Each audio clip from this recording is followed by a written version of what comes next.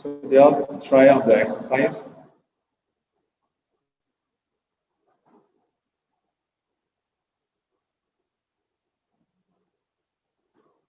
They all remember the exercise.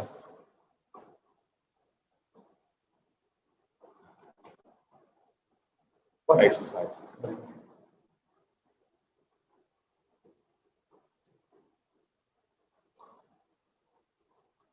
The exercise was based on what the question that was asked as to why not draw the line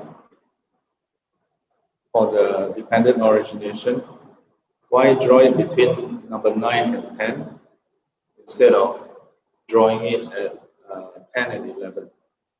Or rather, why not draw it at after 12 to denote the next line? Yeah. And to reason out, to figure out and reason out why yes, why not. Yeah, you all try the exercise? How many of you tried the exercise? So the rest didn't try the exercise. How come you all didn't try the exercise? How many of you didn't know that there is such an exercise?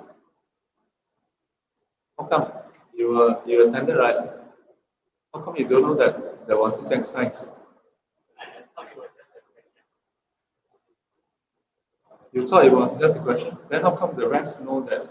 How many of you didn't know that there was such an exercise? Why? Was it after the class that I gave? Right. So it's interesting. If only one or two person did the exercise, then it will be late. But if more than 2-3 persons. So anyway, did you all remember that there was a question about where to draw the line? You all remember, right? And I gave an answer, right? Or rather, my approach was not to simply give an answer, remember? I asked the student, so what happened if it's this way or that way? Can you remember? Right? People? Correct? Major miscall. I'm asking to clarify, to make sure that I don't accidentally start to speak Greek and you all don't understand what I was saying.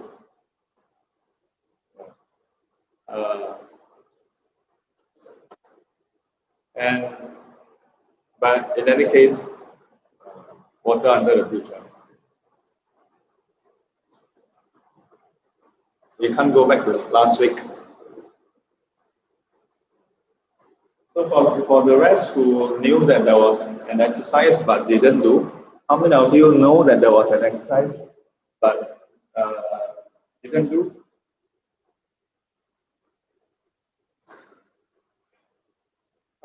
How come?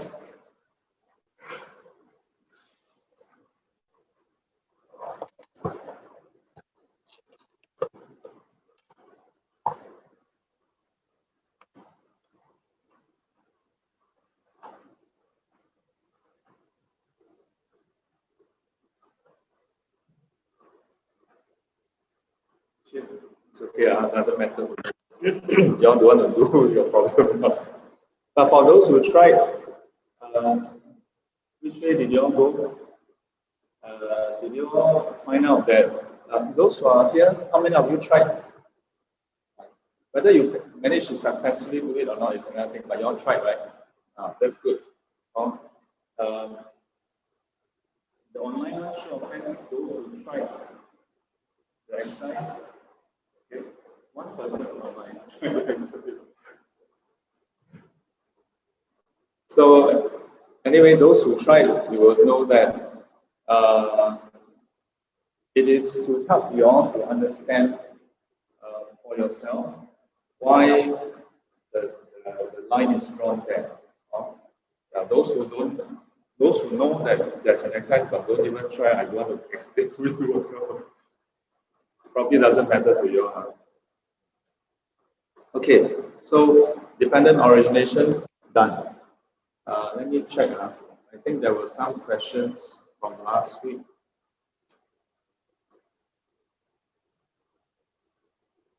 Let's see. Sutra. Yes.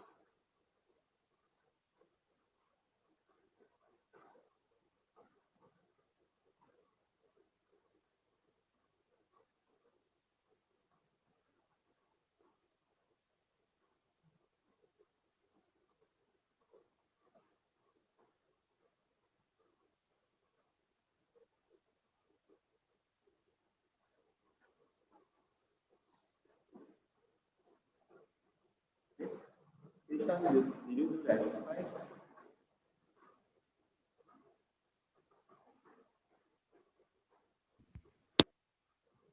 Ishan? You call me? You did the exercise, right? As in, nice. I just have question based on your answer, but I didn't do the exercise. Oh, because I see something on the. Okay, so patient has this question. Reflect on why number 3 to 10 are about the present life. Well, this is part of the exercise. But the exercise was more why it should be or should not be in the present life. So with ignorance of, so she's just sharing her reflection. With ignorance giving rise to mental formation in the past life, this leads to 3 to 10 in the present life. Consciousness to feelings bring the fruits of the past life while craving. Oh, that's from me, sorry. And then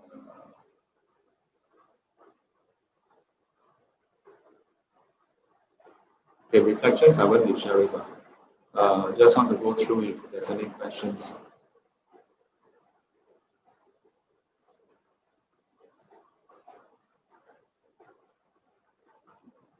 Okay, Eva. Where's Eva? Eva. Okay. So, hi, sorry, in view of the worsening COVID-19, may I know if, okay, this was more a question about the class itself. Okay, so no other questions that I need to clear. So, dependent origination done. Yeah, and we've gone through also the two sets. So one set is the impure, one side is purity. So this is correlating to the 不垢不净. That there's no purity or impurity that's inherent. Then from there, so 无明无明尽乃至无老死无老死尽，无无苦集灭道，无无苦集灭道. So that is on the Four Noble Truths. Four Noble Truths. Four Noble Truths.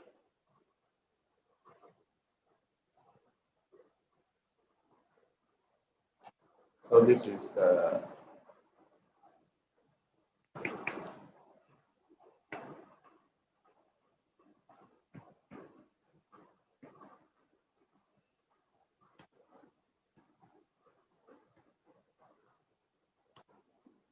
Albert says that he has some questions. Yeah, sorry. I sent you some questions about dependent origin. Yeah, the 12 links. So let me see.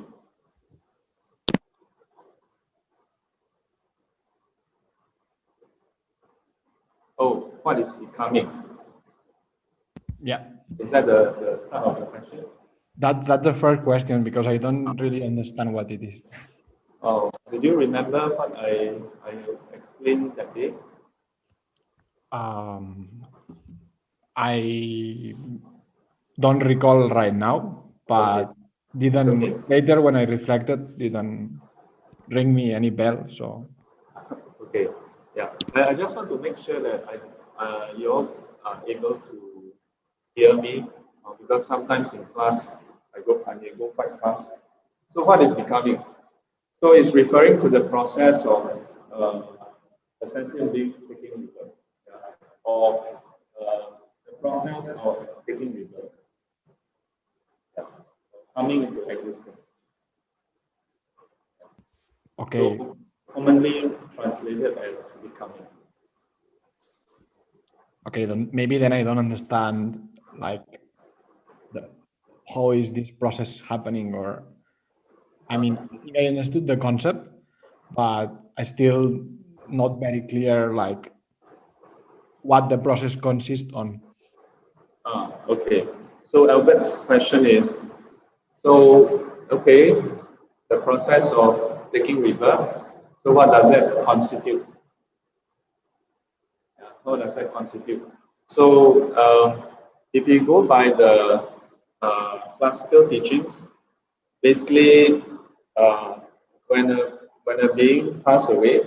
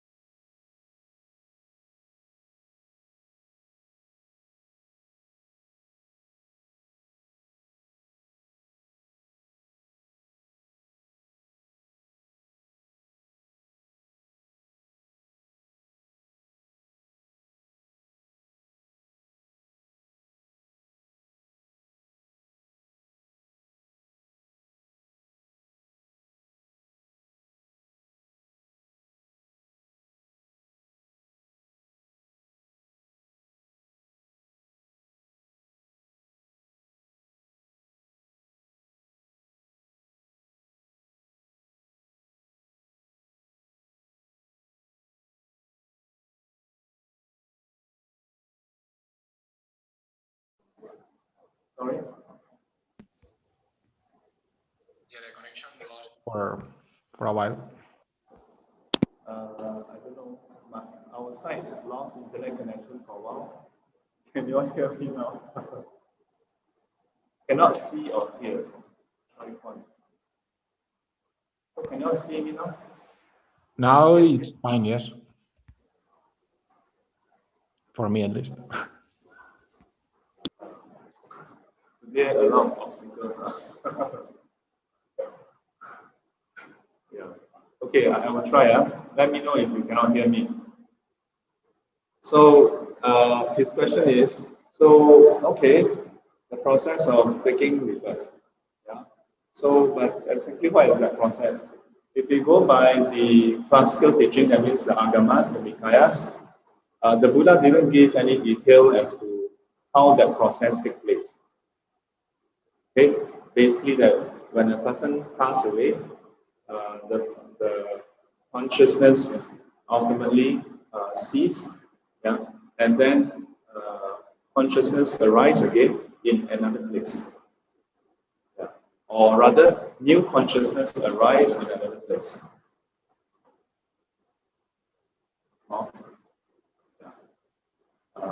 If we go by the Mahayana teachings, then it talk about an intermediate state, yeah, like a medium, yeah, through which a being would take rebirth.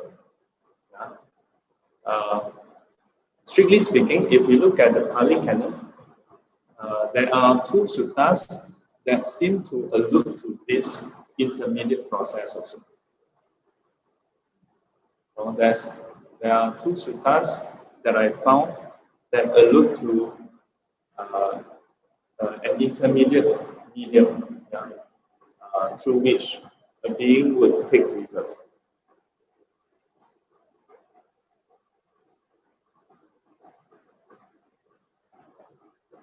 Now, is that enough for you? Well, maybe you can give me the reference to the suttas so I can read and see if I get some light. I can send it to you. Okay, thanks. Yeah. Let me see. I think he may have two more questions. Why volitional formations are conditioned for consciousness? So, okay, I'm going to just explain. I won't ask again, do you remember? Because I think most of you can't remember. So, as you recall, the consciousness in the 12 links is in the lineage I was trained in, refers to the rebirth consciousness. Rebirth consciousness. So, meaning that it is the first arising of consciousness in a new segment of life. Yeah? And so the mental formations refers to a lot of things. So there's one particular one called volition formation. Volition formation. Yeah. So volition formation itself is the intent behind our actions. Okay? It's intentional. So that's basically what we call karma. So that plants a seed that results in the rebirth process. So simply put, the volitional formation is basically the karma that you plant, and then it results in a rebirth, yeah, and starting with the rebirth consciousness. And that's why that's the condition.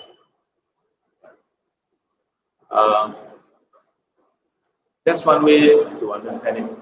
For us, currently, that's the only thing we can do, understand it. Yeah.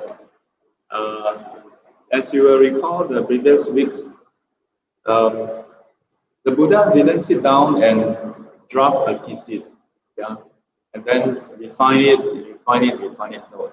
But this is what he observed. He observed that from the karma that people plant, then this leaves an imprint, which in due time ripens as a consciousness. So this is basically just what he observed. Yeah. And that's why he said that that is the condition. It's like if you see a seed, if you see someone plant a seed, and then in due time you see a tree. So we say that, then you say, oh, the seed was the precursor for the tree.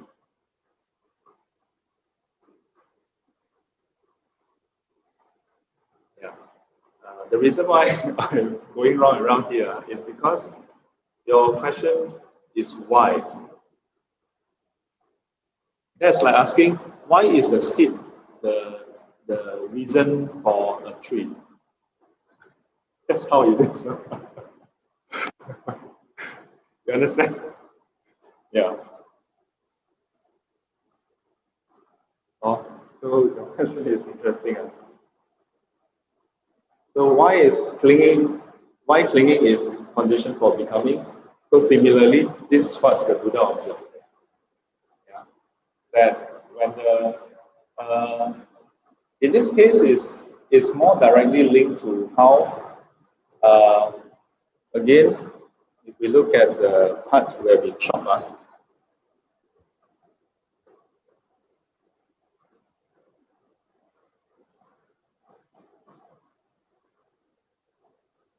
So if we follow the segregation from this life to the process of going to next life, right? So it's simply that when there's clinging on, then upon death, this clinging compels us to take rebirth. So in Buddhism, we don't say that someone else forced us to take rebirth. We don't say that there's some other being that make us go and take rebirth. We ourselves chose to take rebirth by our clinging, our attachment to this world. Simply that. Yeah. Just ask yourself, other than work, okay? Other than work, those places that you go to, it is because you want to go there. Yeah. So, of course, we can also say that we go to work because we want the money. Yeah. So that should be the answer for the 3 questions we have. Okay, Amen. Thank you, Shifu.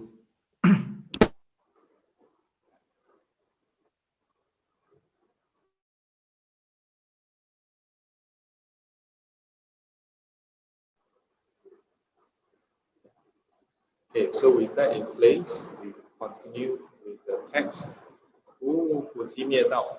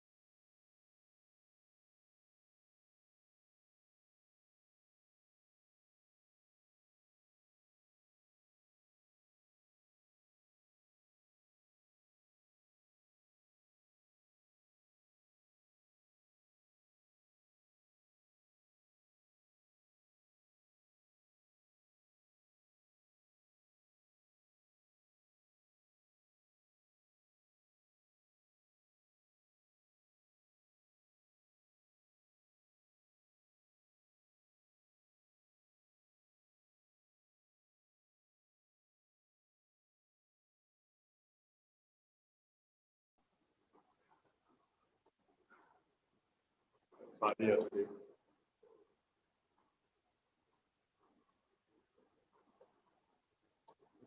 so where's the question? Where's the question?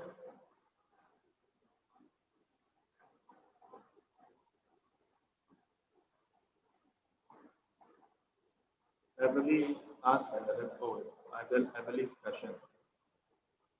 I actually have another question also. The dependent origination has many stages and it's like a cycle that keeps repeating, right? And there are many cycles within each lifetime and also like across lifetimes. So is there a point in which we can start to break this cycle? Does it need to be the first stage of ignorance, phase of ignorance, or can it be anywhere along the stages? Okay. So 2 parts here. The first thing is the question itself, that there are cycles within cycles. Let me just share my screen again.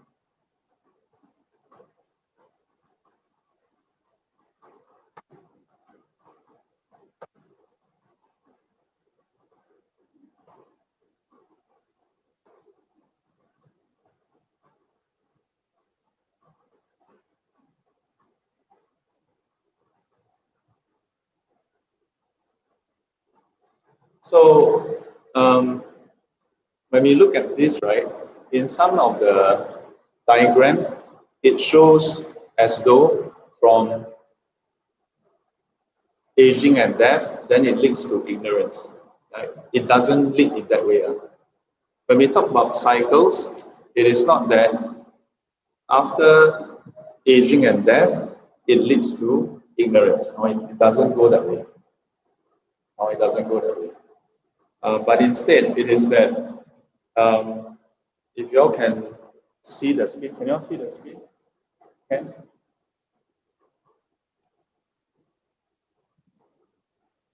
You can see the ignorance in the center, right? I wrote this down here. Then there's the number 1 link over here. Can you see the difference? So the 12 links is going through this process, right? Then why did I draw an additional one here? Yeah, in the center. I drew an additional one here to highlight, to denote that ignorance is not simply just occurring once or many times in the past, but within this lifetime, yeah, ignorance occur many, many times. Yeah. If I zoom in, you will see something important here happen.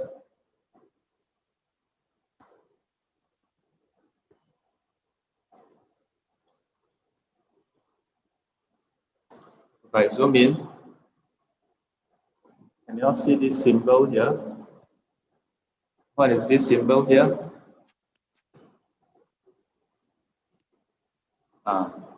So I'm highlighting that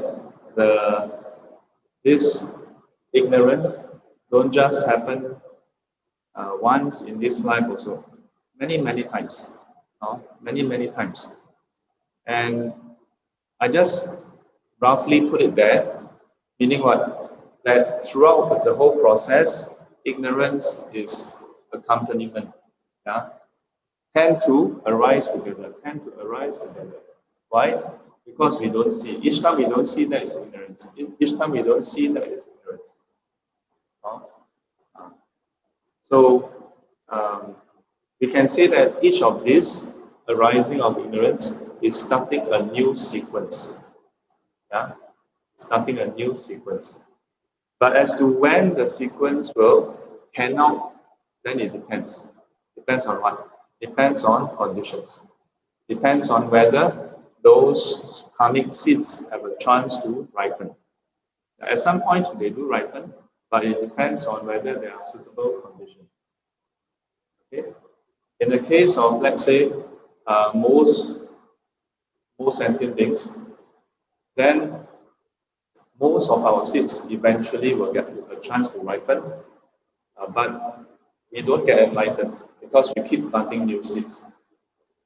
At the same time, enlightenment is not through the complete ripening of all seeds also. You don't get enlightened simply by using up all the seeds. That is not the Buddhist approach. That's actually the wrong view found in the ascetics in the Buddha's times. Ascetics from other schools.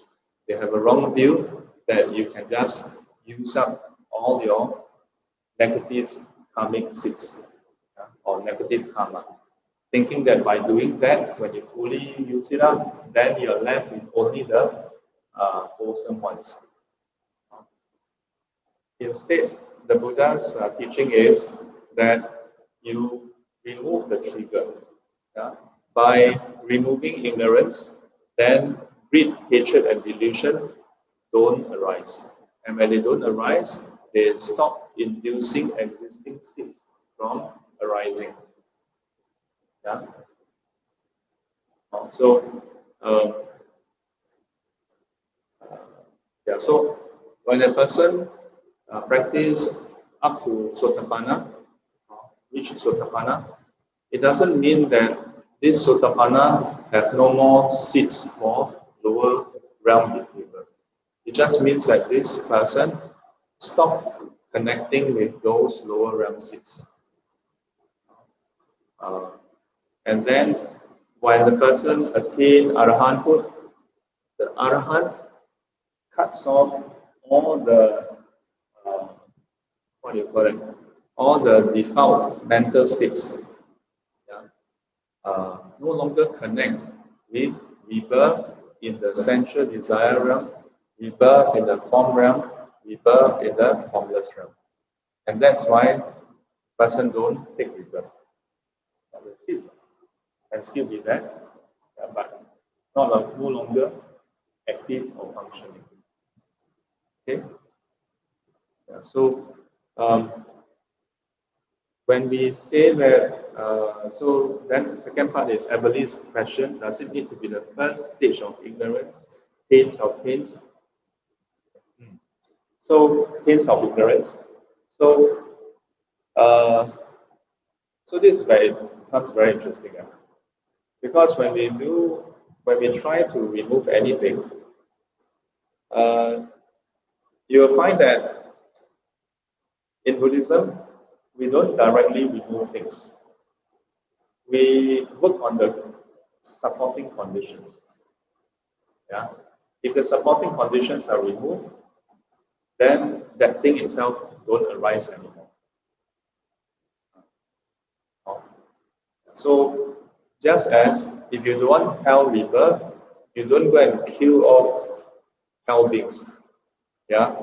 You remove the cause of hell rebirth. Yeah. You don't want to take rebirth anymore, you remove the cause of rebirth altogether, which is craving and clinging. You don't go and kill everybody, yeah, including yourself. Okay? So, perhaps connected to Everly's question is, then where can we have an entry point?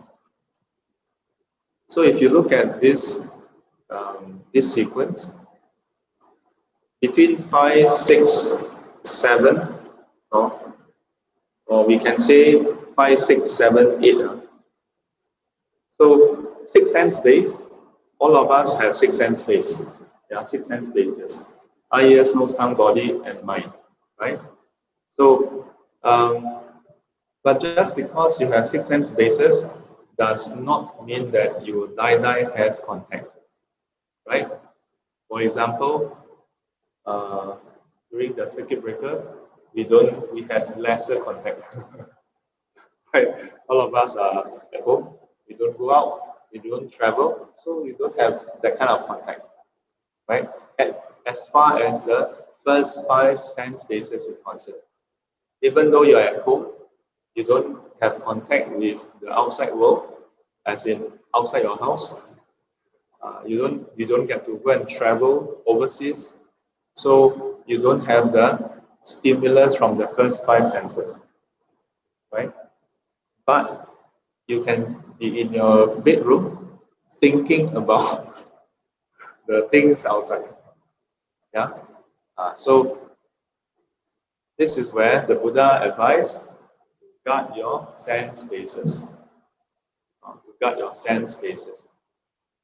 So guarding sense bases is not simply avoidance, yeah, but for a start, it is not a bad approach, yeah, but not a complete approach. The complete approach is to be mindful, yeah, and to check your mental state, yeah, whenever you come into contact. And let's say it also requires you to know yourself. What are the objects that when you come in contact, you tend to give rise to default states? For a start, you'll remember the 3 things you wrote down. Ask yourself, use whatever we have learned in the class, and then re-examine the 3 things you wrote down. The 3 things in this case are those things that get you upset, right? So before you immediately say, oh, I want to solve it, learn to look at it in terms of dependent origination, yeah, and emptiness. And if you can do that over time, then it will become clearer to you which part is the area that you can work on. Yeah? Initially, maybe in some cases, you can keep a distance. In some cases, you cannot keep a distance. But in all cases, what is one condition that is common in all cases? Ourselves. Ourselves. The way we look at the situation, the way we interpret the situation, and so on and so forth. So that part can be changed. So in those cases where you cannot help but have contact, once you have contact, then feelings or sensations is quite inevitable, and this is where we can work on as well. Yeah. So this is another area you can work on, where if you know that when you have certain kind of sensation, yeah, or feelings, if you will tend towards default states. Then check yourself. So this is where it is happening. So when it's not happening, then what can we do? When it's not happening, then we should reflect on the faults and danger of these feelings. So that when we do experience them, you are able to say, hey, not to act upon them or whatever desire may arise. Do we all have greed, hatred, and delusion? Yes, we have. Yeah. Do we sometimes feel like slapping our boss? Of course, sometimes. Yeah. Why don't we slap our bosses? Because we know that there are consequences. Yeah. Slap our boss, then we may get charged, or we may get fired, or worse still get charged. Yeah. And many times I hear this statement. This industry is very small. I have never heard of a person who say, my industry is very big. Everybody think that the industry is small, Yeah. I don't know. I haven't encountered someone who say, Shifu, my industry is very big one. Yeah. Nobody knows anything that anybody else is doing. Everybody feel that the industry is quite small, the sector is quite small. Yeah. If you leave a bad impression, what everybody knows. Assuming it's true, because this seems to be the prevalent perception. So we know that, if I go and slap our boss, there are consequences. Yeah, not just immediately perhaps get fired, but you have to be prepared to leave the industry. Yeah. And what if this industry talk to the other industry? Yeah. Like in the past few years, there was this lawyer, right? I think was it last year or last year?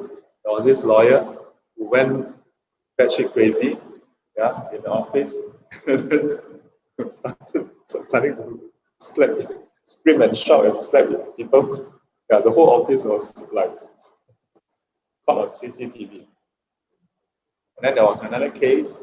The poly intern was sitting there doing work, and then the boss came over and then scolded, and not once or many times. Yeah. That boss, of course, get into trouble. Yeah. It's a poly intern. If it's after NS, you try. my guess. Because after NS, you before NS, maybe you get the person don't know how to react. After NS, you get immediately you get or something. Yeah. So a lot of approaches to work on the ignorance. Yeah. But they can be grouped into two parts. One is ignorance has arisen. Then what to do with it? So these are mitigation steps. The second part is ignorance has not arisen yet. So this is the uprooting part. So you reflect on the conditions, you reflect on emptiness, use whatever means you can. Okay? So that when you encounter those circumstances again, ignorance don't arise again. And when we say ignorance don't arise again, it's very generic. Basically, what it means is you change you have changed your way of looking at the same situation. Simply put. And not that you purposely go and change it. Okay, that sounds like brainwashing yourself. No, my boss is nice. No, my boss is nice. No, yeah. But rather, by reflecting on conditions, impermanence, and so on and so forth, you start to see differently. And it's when you start to see things differently, then that means the former ignorance don't arise anymore. You see more completely. And because of that, then you don't act in the same way. You don't act driven by greed, hatred, delusion. So in this way, you stop perpetuating new cycles. You don't plant new cycles, and you don't strengthen old cycles. But the old cycles have momentum. The old cycles have momentum, and they come in surges. And each time we slip up and we go along with it, we perpetuate that cycle. They don't all ripen together, but some will ripen as supporting conditions for this life. Some will eventually, at the point of our death, result in a rebirth in various realms. Okay? So on that note, because this is the Heart Sutra under the Mahayana tradition, so we must cover the beyond that, which is that in the Bodhisattva path, then it's not simply about cutting away ignorance, cutting away this cycle. So the cycle that is driven by ignorance is cut off. Then how about Bodhisattvas? Simply put, Bodhisattvas, the Buddhas, they are driven by loving kindness, compassion, and wisdom. Not driven by greed, hatred, and delusion, but by loving kindness, compassion, and wisdom. Long time ago, when I conducted this in Funingshi, I think it was in 2010 or 2009, one of the students asked, she shared this situation at home with the sister-in-law. Basically, the sister-in-law desecrated the altar. Yeah. I think there was a funeral, and then the sister-in-law was very disrespectful. So she was very upset. So she said, how not to be upset? And she feels that only when she's upset, then she can do something, which is not wrong, because for most people, we are used to acting on our defilements. Only when we have a lot of desire, then we act. Only when we have a lot of anger, cannot endure anymore, then we do something about it, right? This is our usual. Or when we are so confused, then we act. Ignorance, delusion. When everything is okay, we don't act. When we are rational, we don't act. So the Buddha's approach is, no. Another way to act. Doesn't have to be angry. Doesn't have to be greedy. Can be out of loving kindness that you act. Out of compassion that you act. Out of wisdom. Seeing clearly what needs to be done, you do. Not because you like to do, not because you don't like a person or like a person that you do, but because it needs to be done. Seeing clearly with wisdom that this is the right thing to do, this is what will benefit the most people, you do it. So we don't have to wait until we are fully enlightened to try it. In our daily life, we should check our intent. In retreats especially, I often make people's life miserable. Either by making them eat food that they don't like to eat, or not giving them aircon when there's aircon. Aircon for the past 2 weeks is not my undoing. Yeah, but to improve circulation. Yeah. Because of the COVID. So Some students, of course, students when they attend retreats, they feel like, why must I eat this? So I always have to explain. It's normal that we have our likes and dislikes. You like certain food, yeah. You don't like certain food. Of course, for some people, you don't really feel much about food. Oh, yeah, okay, can.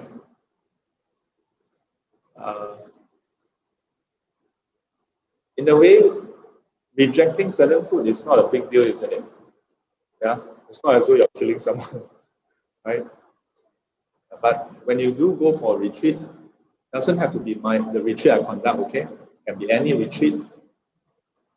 You ask yourself, for the whole year, you get to choose whatever food you want to eat, for the most part, right? Correct or not? Huh? Or is any of you living in a under a dictatorship? You got to choose to eat what you want, wear what you want. But does it make you happier? And if you want to go for a retreat and still do that, then don't have to go for a retreat. You're doing that every day already, but by doing the same thing, you're not learning anything new. You're not trying anything new, isn't it? Yeah. So that's why whenever we go for retreats, I will always insist, try not to choose wherever it's possible. Yeah? And even if it's a food that you don't like, unless you have medical grounds. Yeah? So if you have medical allergy, food allergy, please don't force yourself. Yeah. After lunch. Some people swell. And looks is your least of a concern. The swelling oftentimes is internal. And if it's this part, you suffocate. That's why the swelling is a danger. Okay? But I would say, not just during retreats. Don't wait until retreats then you do them. Once in a while, you ask yourself, yeah, how about if once in a while in a week you try that? Yeah? Now you cannot go to the food court. Tomorrow onwards, you cannot go to food court go and order food. But when you open up your, Grab delivery or something, yeah, Grab food, there's no option called surprise me. I should go and write an app. Surprise me. Yeah. Then whatever it sends you eat. Yeah. I know that in Waterloo Street, no, not Waterloo Street. What is that? Buddha Tooth Relic Temple. Outside there is a row of shop houses. One of the shop house, I can't remember the name. I think it's called Shui Yuan or something. So when you go inside, right, there's no menu. Yeah. It's opened by a Buddhist. Yeah. So when you go, they just ask how many people and roughly, then they will just cook. So whatever come out, you eat. So yes.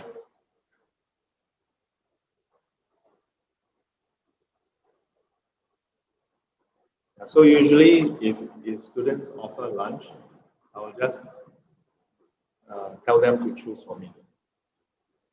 But except when there was one time, 3 times a week, 3 different students who don't know each other ordered rojak for me. You know rojak, and it comes in those plastic box. And somehow, if you order Hokkien Mee, it's maybe 3/4 filled. Rojak full. Have you ever seen someone order rojak and eat by themselves? Seldom. Rojak is always, a few friends eat together one box of rojak. And 3 times in a week. I was having rojak, lunch, breakfast, lunch, breakfast, lunch, breakfast, lunch for almost the whole week. So I had to tell them, salad acha. Then another time, 3 times in a week, 2 weeks. Bitter gourd soup, bitter gourd soup, bitter gourd soup. 我讲得又深刻。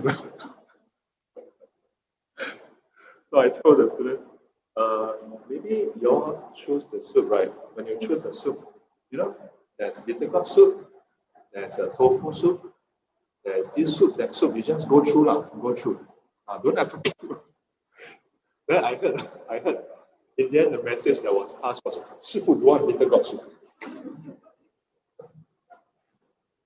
No, I never ever tell anyone I don't want bitter gourd soup. I just say I don't want it 3 times a week. So anyway, but at this point, some students may be wondering, hey, why is this soup very funny? Talk about laksa, then talk about rojak, talk about this soup must really like to eat. Actually, I don't really care much about eating, but it's just that most of y'all eat a few times a day, right? Yeah. Most people don't go to temple every week, right? And how many of you attend Dharma class every day? You know, so but eating every day, and how many of you, when you attend Dharma class, have deep hatred and delusion arise? Very few. Unless people ask you a question and you cannot answer, then you. But when you are eating, easy to have great hatred and delusion arise. So that's a good time for us to work on. In the Chinese Mahayana tradition, the meals are considered a time for practice also. Not just to be mindful, but to watch our very base kind of responses. So we zoom out. Okay, now please. Okay, everybody good? So 4 noble truths. No 4 noble truths or 4 enlightened truths. Not that there's no 4 noble truths, okay?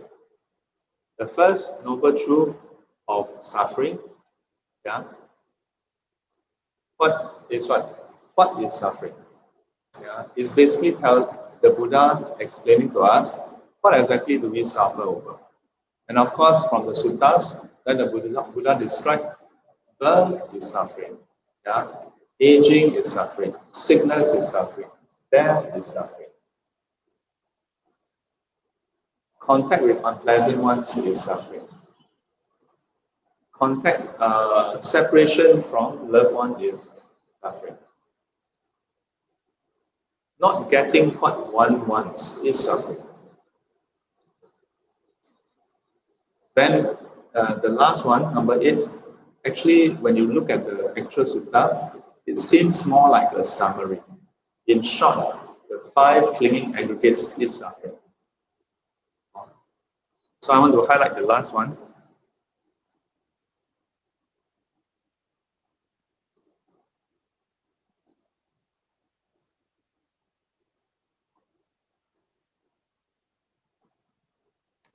Five clinging aggregates. What do I want to highlight about? So mostly translated as the 5 clinging aggregates. It's more or less a literal translation. So 无取运, or the Chinese text is 无运炽盛苦, that the burning suffering of the 5 aggregates, or 无取运炽盛苦. So I want to propose this, to shift the words around. Shift 5. Oh, Chala. Let me just rewrite. Instead of 5 clinging aggregates, clinging onto the 5 aggregates is suffering.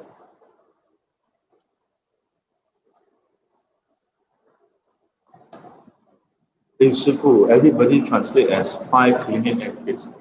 How dare you? Why you always, people say 4 noble truths, you say 4 enlightenment truths.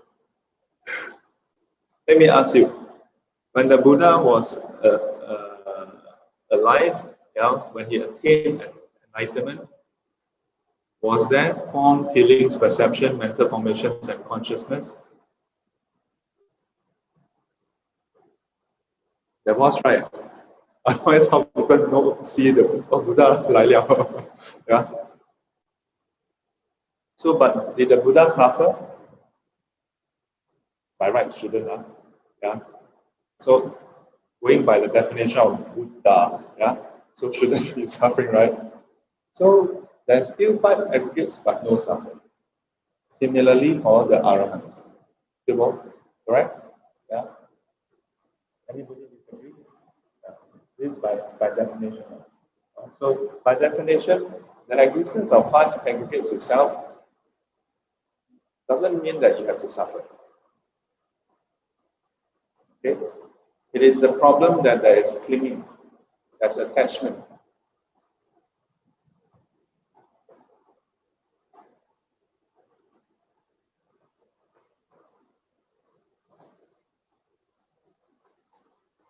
Which then also open up the path for what I explained earlier. That it is possible for bodhisattvas to be in samsara, but not driven by ignorance, not driven by great hatred and delusion, but driven by loving kindness, compassion, and wisdom. But of course, it depends on the bodhisattva whether they are at the stage where they have absolutely no clinging at all. If there's clinging, there's still suffering. So, typically today, when we talk about the first noble truth or first enlightened truth, we talk about the 8 kinds of suffering, right? Yeah. Just now, earlier in the class, I mentioned, was it just now? Or was it this morning? I talked about the 3 types of suffering. Was it this morning? This morning. Sometimes getting confused, because morning also see something like that. Now also see something like that. Did I say it just now? Yeah. So first of all, 8 kinds of suffering: birth, aging, sickness, and death.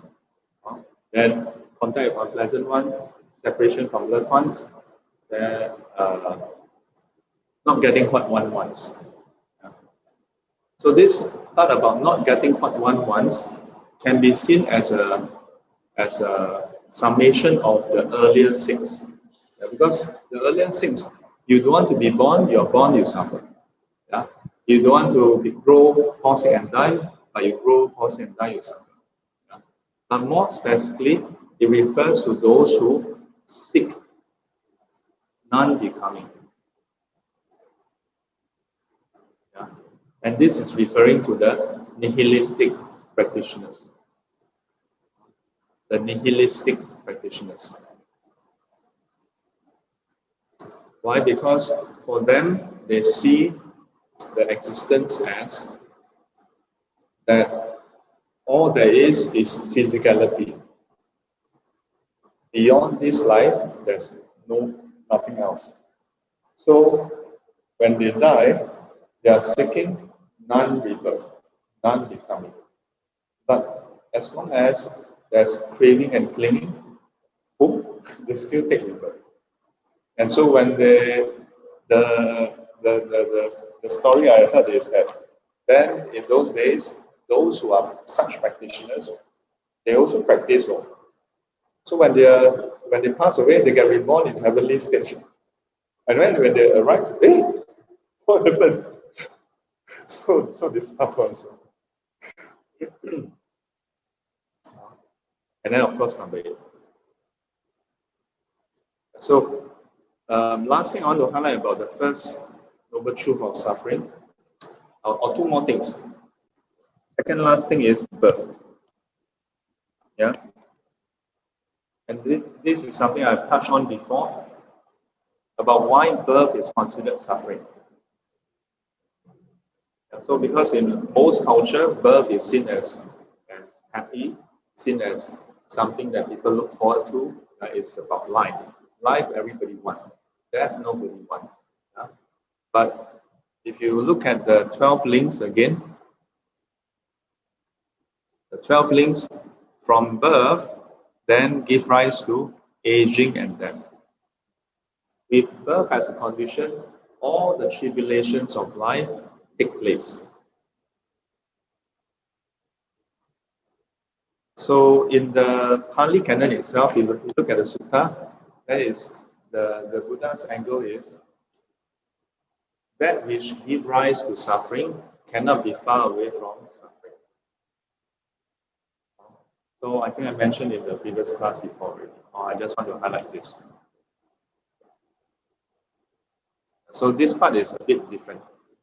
Aging, sickness, and death, practically anyone can agree that that is suffering. Contact with unpleasant ones, people can agree also. Separation from loved ones, people also can agree. Not getting what you want, people also can agree. Even clinging on to 5 aggregates, most people, if you explain to them, they can agree also. Yeah? That if you have attachment and you don't use 5 aggregates, you just tell them, whenever there's attachment, you suffer. Yeah, can agree. Yeah. So number 1, birth, this part requires you to appreciate the teachings, to know the causality teachings, conditionality teachings. So in the past, I used to sometimes get invited for interfaith talk. So there was one talk at Geylang Serai. So we were told, each religious leader will share a bit about their own religion. So I have a few slides, and then in one of the slides, then I asked them a series of questions. Do you want to grow old? They say no. Do you want to fall sick? No. So I asked all the audience, and I make them answer, no. Grow old, fall sick, and die? No. Contact with unpleasant ones? No. Separation from loved ones? No. Not to get what you want? No. And when you don't want it, but you get it, do you suffer? Yes. And this is true regardless of whether you're a man or woman, isn't it? Yes. All of them, including the ex-minister, Dr. Fatima Latif, ex-MP. So all of them say yes. Okay? And it's true regardless of whether you are Chinese, Malay, Indian, or any races. Yes. Regardless of your nationality. Yes. Because this is the fact of human existence. Yes. It's the truth of our human existence. Yes. Things like that. First noble truth of suffering. And that's why the Buddha's teaching is called the truth. What?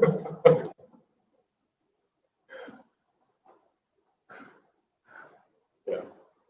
The irony is actually most Buddhists didn't even know. So after the end of that session, during the reception, a whole bunch of them came up to me and they were like, so you mean this is what the Buddha taught? I'm like, yeah. So then why is there disagreement? So I also don't know why.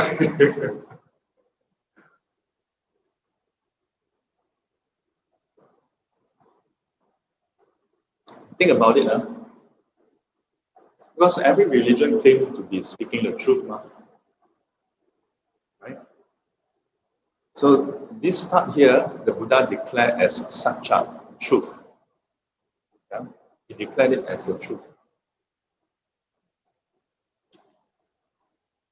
So how about the second truth? Ji. Ji actually means accumulation.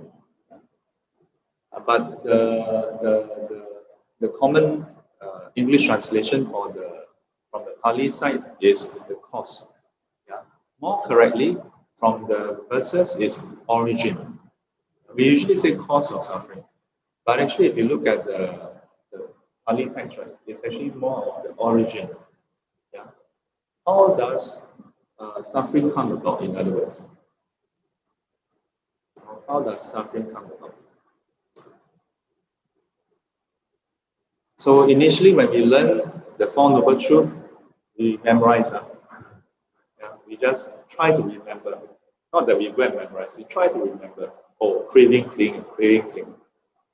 Then I got really confused because in school, religious knowledge under Buddhist studies, we learn craving, clinging. Then later during Dharma talks, then I hear Tan Chen Chi, greed, hatred, delusion. Then when I read the English text, some of the English texts say greed, hatred, delusion. Some say craving, clinging. So I'm like, which is it? Then, then I realized that actually the two are talking about the same thing. It is because you have ignorance that you have greed, hatred, delusion, that craving and clinging can happen. It's just that it is talking about different stages. Yeah? But at the first place, let me help Albert ask the question. Why is craving and clinging the cause of suffering or the origin of suffering? So if we only learn Four Noble Truths without the 12 links, it's incomplete. Huh?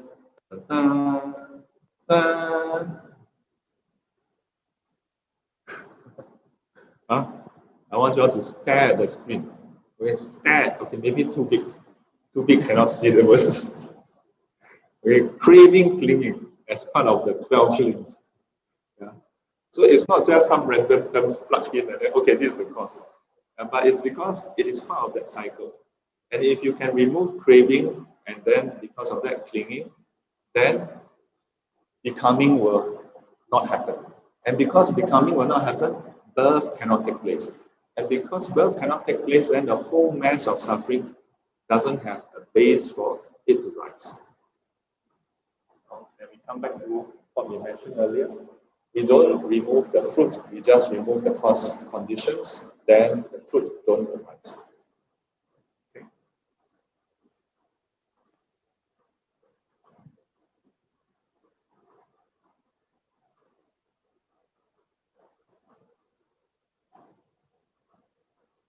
So in terms of the first and second noble truth, we can look at them as in terms of conditions leading to results.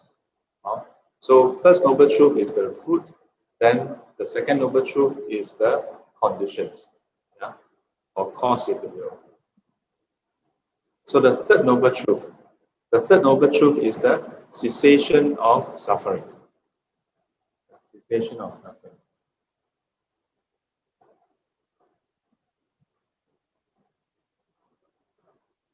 More completely, it is cessation of the causes of suffering, and in turn, cessation of suffering. So again, we don't just go and try to end suffering directly. Yeah. Which is what we usually do, right? Whatever we don't want, we just try to remove it. But if the cause is still there, it will still come back. And it will still come back. So if you keep removing some things, and yet you keep coming back, you may want to revisit your approach. Maybe the root cause is not solved. Like maybe if your windows keep on crashing, and then you reset, and you keep, maybe there's some other problem. Maybe it's a hardware problem. Yeah. You work in one place you don't like, then you go to another place. Maybe this place you don't like your boss, another place you don't like this person, another place you don't like. Then what is the common denominator? The person who don't like.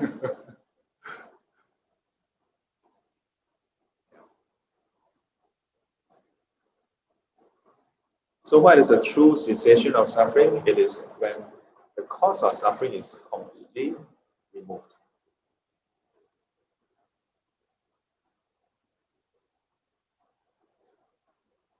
And How about the path leading to the cessation of suffering? It's none other than the middle way, the noble eightfold path, or the enlightened eightfold path.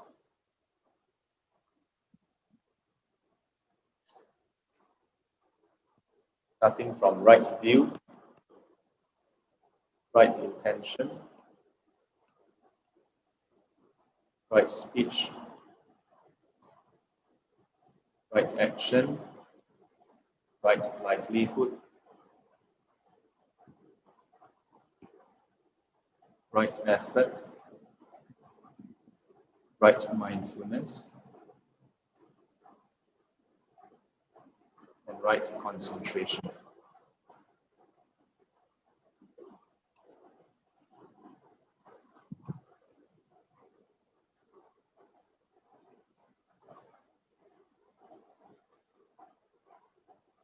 So we usually say that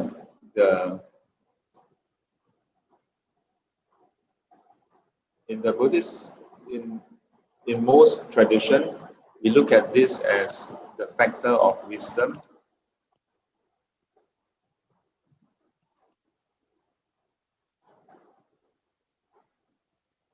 This as the factor of sila.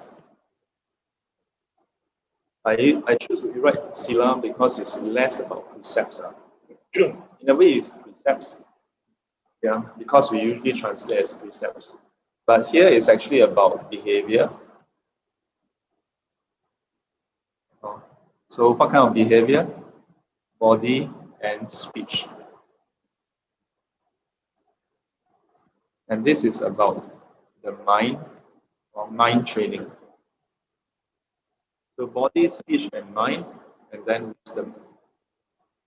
Okay, but we start off with wisdom. We start off with wisdom.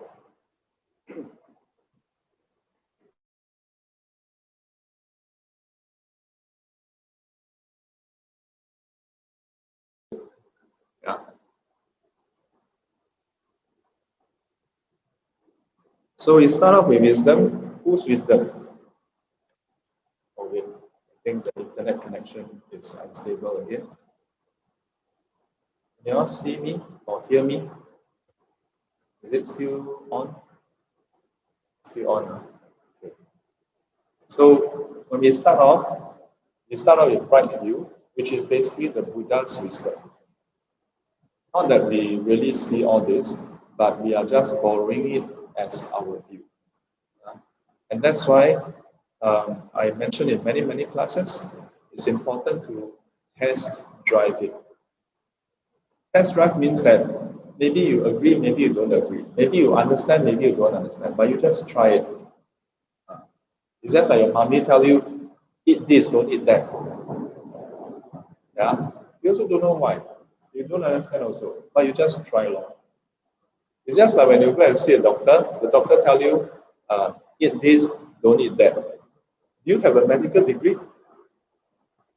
We don't also, right? But doctors say, Lord, then we just do it.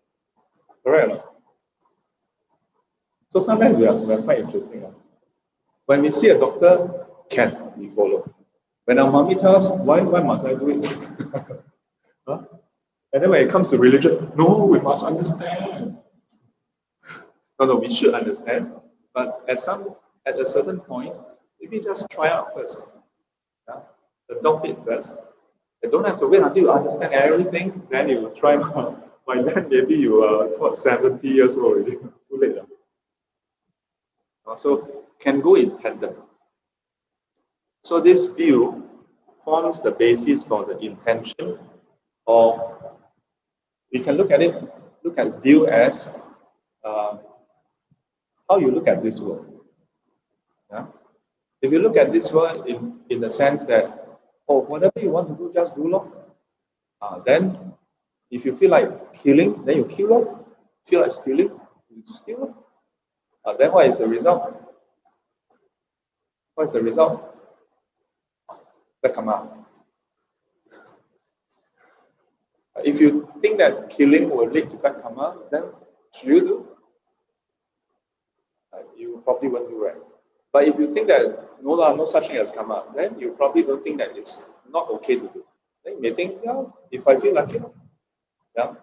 Maybe you are afraid of killing, that's why you don't kill. Not that you feel that it's wrong to kill, then you don't kill.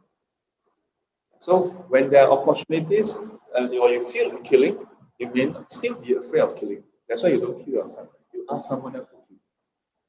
Yeah? So the other day in the morning, I think I mentioned about this, right? Was it morning? Thursday. About how we ourselves don't kill. We ask our mommy to kill. We ask our daddy to kill. We ask our boyfriend, or nowadays maybe ask girlfriend to kill. Huh? So the view here, we may not totally agree. We must contend, we may not totally agree. But test drive it. Say, okay, this is how Buddha looked at this world. Or rather, this is how the Buddha saw this world. If I try it, see what happens. And so if a person were to adopt that as their view, then it will shift their intent. And the intent would veer away from what? From greed, from what do you call it? Anger, from cruelty. From greed, anger, and cruelty. Whereas if you adopt the right view, then you will veer away from this, and you will have non-greed, non-anger, and non-harmfulness.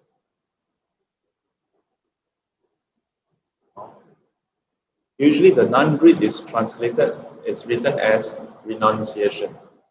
Yeah, so sometimes when you read the text, you may see renunciation, and because most of the time we think of renunciation as, oh, become a monk or nun. Then we think, oh, so noble eightfold path, most people cannot practice now. Have to no, it's actually about renouncing of our desire, our craving. Yeah? So if you look at the intention, the three cover greed and hatred. Because cruelty, non-cruelty is under the opposing of hatred. So what about delusion? Greed, hatred, delusion. Where is the delusion overcome? It's actually under view. Right view is the opposite of delusion. Yeah? So that's why the first two is under wisdom. It helps you to manage your mental faculty. If you practice right view and right intent properly, you would fulfill the last three factors of what? Of the 10 wholesome deeds. The last three factors of the 10 wholesome deeds. So then beyond that, we have speech, action, livelihood. These three are about bodily and verbal behavior. So right speech, we have 4. So abstaining from lying, abstaining from divisive speech or harsh speech, divisive speech, and idle chatter. The order may not be exactly correct. Also 4 kinds of speech. And then action, 3 types. To abstain from killing, stealing, sexual misconduct. So this 4 and 3, 7, plus the first right view and right intention, which is basically fulfilling the 3 mental factors together, will be the 10 wholesome deeds. Effort usually put inside under purification of the mind. But this part here, right effort, recently when we did translation, we discovered something that is a bit inconvenient. What is so inconvenient? Sometimes you don't think everything looks nice. The moment you think, What's going on? You know, under the 6 paramita, right? 6 paramita, 故事持戒忍辱精进精进禅定般若. So number 4 is also the same mark, right? Viriya. So sometimes translated as effort, sometimes diligence. So then there's the 37 factors of enlightenment, 四正情, right?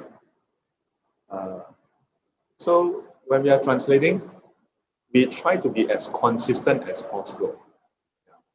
So me and my Dhamma brother now twice a week, and he maintained this huge file, which is the main text we're translating, and then there's a few other files listing out all the terms that we have translated, the Chinese term, and then the English term, and we started doing in 2009. So for past 12 years, the list keep going bigger, longer, and longer. And at some point, we decided we should put in the date. Yeah, and we should put in the earlier choice that we chose. Yeah, the earlier words we chose. Because sometimes after a few months, I change my mind. Sometimes he changes his mind. We used this word before. So when we were translating this term, you know what we found out? There are multiple terms, you know, and all translated as effort and diligence. But when you look at the Pali term, it's all different. Yeah, the 四正情 is actually different from the 正精进, different from the 精进波罗蜜. There are at least 3 different terms. So we're like, huh? Then how? So in KIV many times, we discussed, no conclusion, KIV. And then we sent out to, who did we send out to? Oh, we sent out to another Dharma sister, the Sister Ming, the previously Venerable Buddha. I have much respect for her. She spent 7 years in Sri Lanka doing her PhD. She did her PhD on the Sravastibhadra Abhidhamma. So sometimes when we have certain things, I'll throw it to her and say, hey, got any idea? Then she did it, and then she looked through her sources, and then I think she asked Bante Chandivimala. Everybody, then the list, I look at the reply, I'm like, this is a no reply list. Basically, the conclusion was exactly what we found. Basically, everybody it's all over the place. Very interesting. Yeah. But what we know is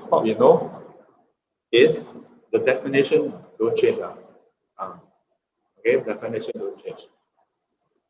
We are still deliberating over it. But at this point, our take is the 四正情, 正精进, and sorry, let me use English. So there's the 4 striving, the right effort, and the diligence paramita. It's actually more or less talking about the same thing. Yeah, but the scope may be a bit different, and the intensity, yeah, may be a bit different also. In this case, for under the Noble Eightfold Path, is more is starting with our mental states. But don't think that I used to think that it's just about our mental states, but the mental states precedes our bodily and verbal actions.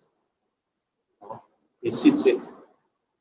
So when you work on your mental states, you are also working on your right speech, right action, right livelihood. Because wrong speech don't just pop up like that. Wrong speech arises because of the evil and unwholesome states preceding it. So if you apply right effort, then you are ensuring that you maintain right speech, right action, right livelihood. But most notably, it directly allows you to then develop right mindfulness also. So right mindfulness, as we know, the four foundations of Satipatthana, Sen, Shou, Xin, Fa, body, feelings, mind, and mental object. So one of the senior monk, Zixuan Fa Sư, he once asked me, he said, if you look at these four, it maps quite nicely to the first four of the five aggregates. I think, oh yeah, yeah. And then he asked, so where's the consciousness aggregate? And I'm like, oh yeah, where? Then he said, it's because it's the consciousness that is the one that is mindful. Mindfulness is basically a function of the mind consciousness. Oh.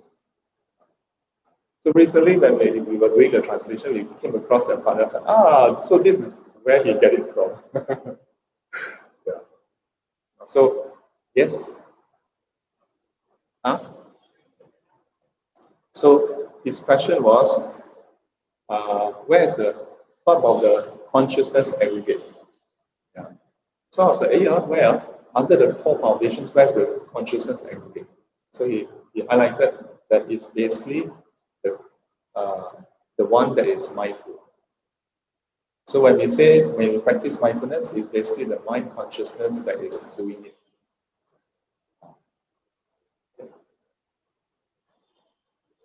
So if you do all that, then that forms the basis for concentration to arise. And now when I look at what I wrote, I realized what I wrote has nothing to do with concentration. It doesn't look anything close to concentration. Only the C look like it. You all managed to read that. If you all cannot read what I write, please tell me. I'm still getting used to this screen because this screen is very smooth. So my handwriting is all over the place. Because to begin with, my handwriting is not so good.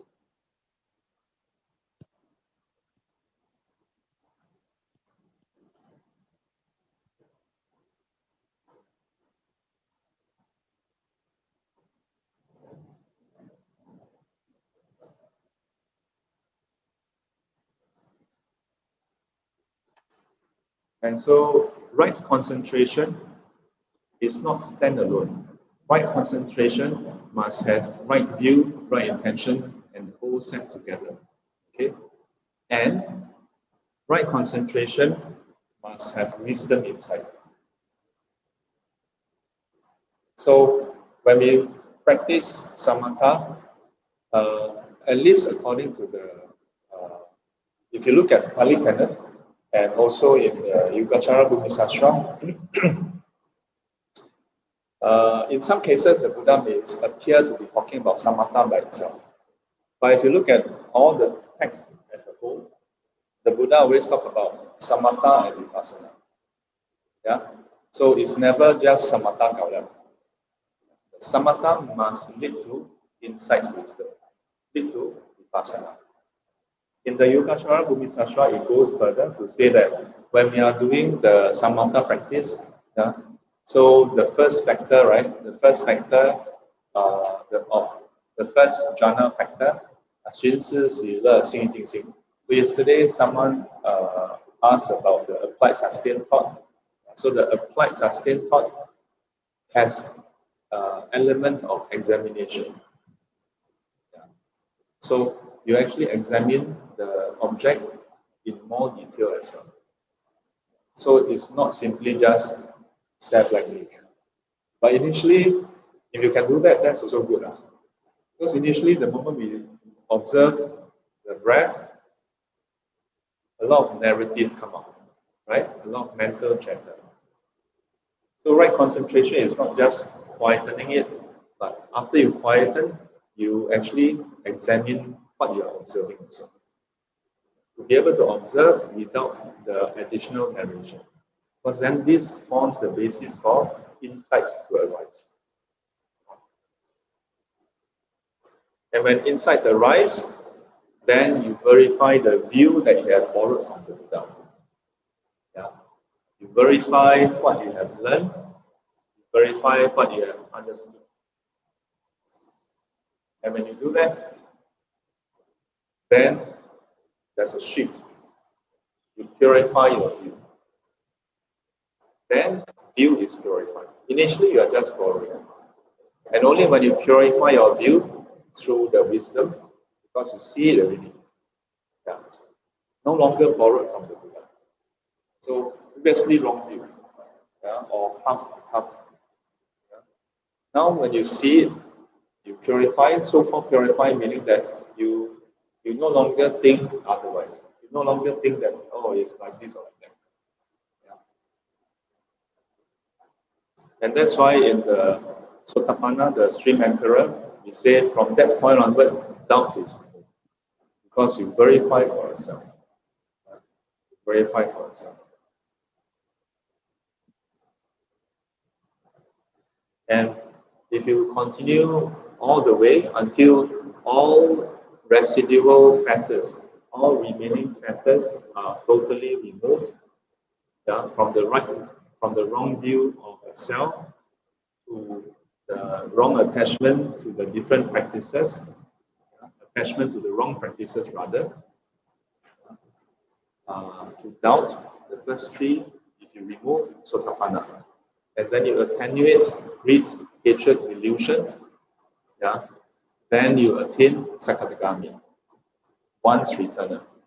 You eradicate greed and hatred, yeah, as in the sensual desire, then you attain Anagami, non-returner. And then together that is the 5 lower factors. If you remove all that, then after dying, if you don't attain Arahanthood yet, you'll be reborn in the 4th jhana at the top level, yeah, in one of the 5 pure habits.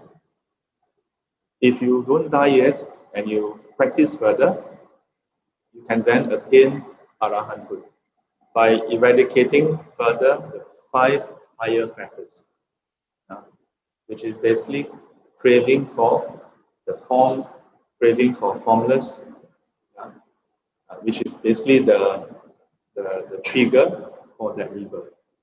Yeah? Because the 5 lower factors, greed, hatred, you remove the causes for rebirth in the sensual desire realm. So you remove craving for form, craving for formless, you remove restlessness, you remove conceit, you remove ignorance. So if you remove all this, then you attain to Arahanthood.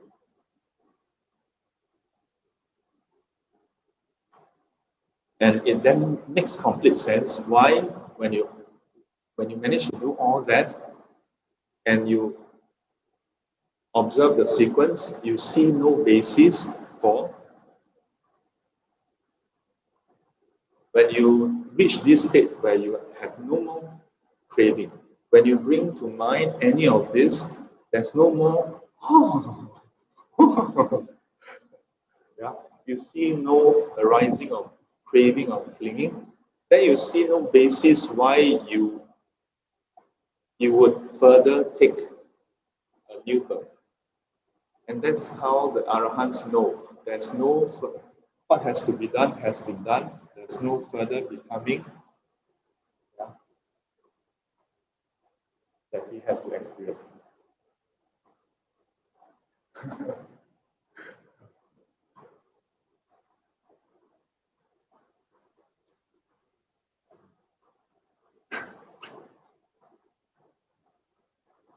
Not too difficult, huh? Not too difficult, right? Yeah. So likewise, if you were to reflect on the 12 links, then you know clearly how enlightened or how unenlightened you are. When you keep appearing, or when you keep thinking of something, yeah, with that longing, desire, or with greed, hatred, delusion connected to it, you know you are stuck in samsara. You don't have to go and climb the mountain, go and look for some high monk, high nun. Oh, please tell me, my future life. You don't have to. And so, on that basis, this is the path of purity. Yeah. Similarly, for the cessation. So, 3 and 4 is the path of purity. And we can say 4 leads to 3.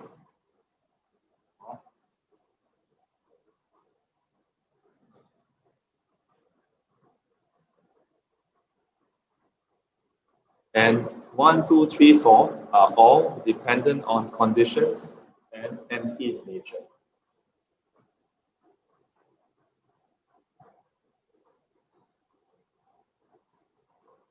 So, of course, in other sutras or commentaries, it goes into more detail into all the different teachings.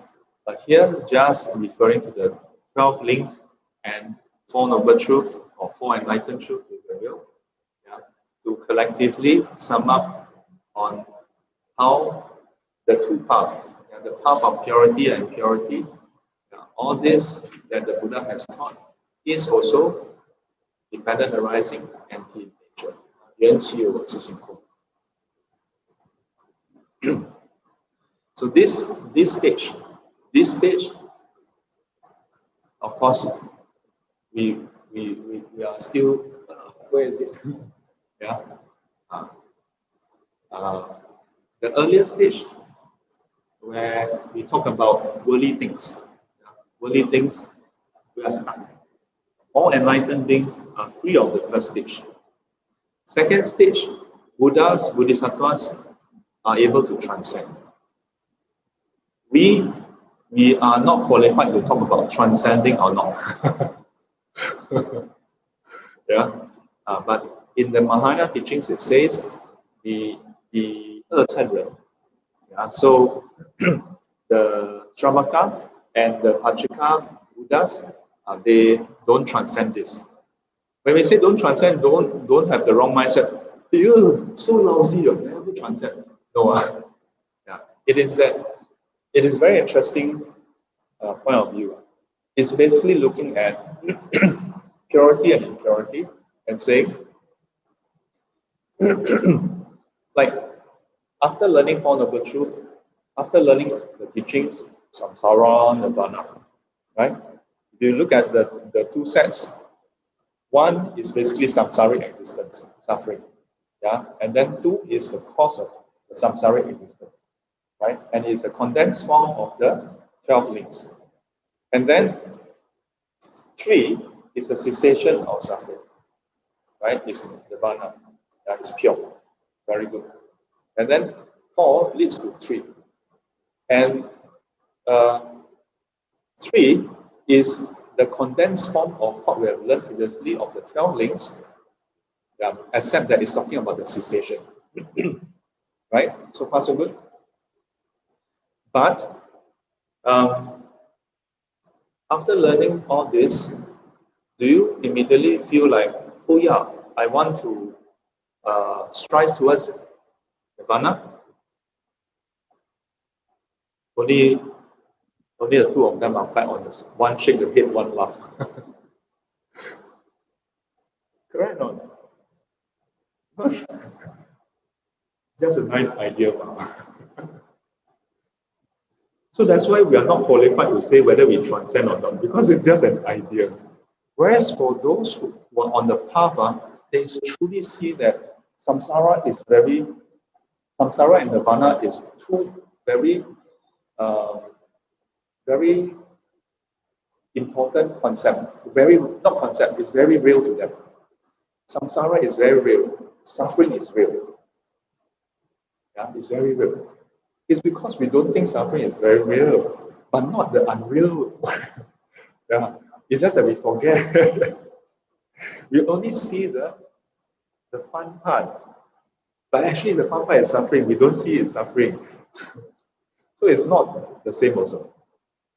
Yeah, for the Arahants and the Pachika Buddha, they practice to the point where they see the suffering as being very real, and they start to appreciate different aspects of nirvana really.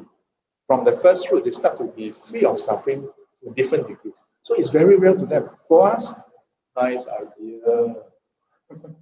Huh?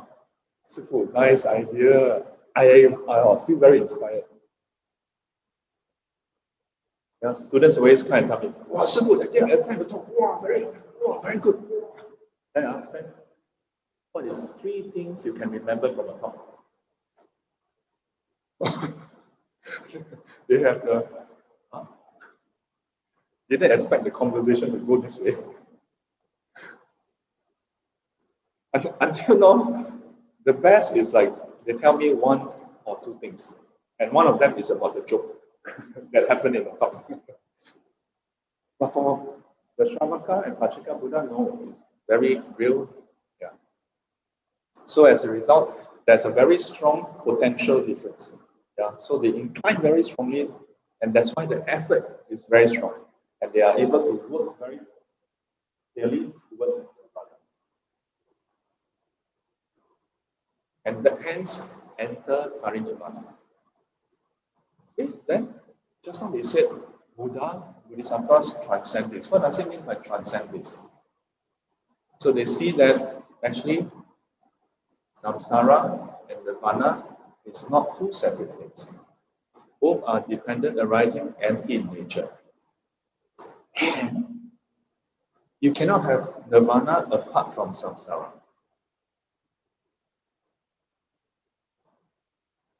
Nirvana is the cessation of samsara. Apart from samsara, no nirvana at all. Agree? Can see? And so for the Bodhisattvas, Buddhas and Bodhisattvas, they are able to penetrate to this level. And that is another part of how they are able to be in samsara, but not stuck in samsara. So the Chinese verse is 不住涅槃不染生死. So they don't stay in nirvana, they are not tainted by samsara.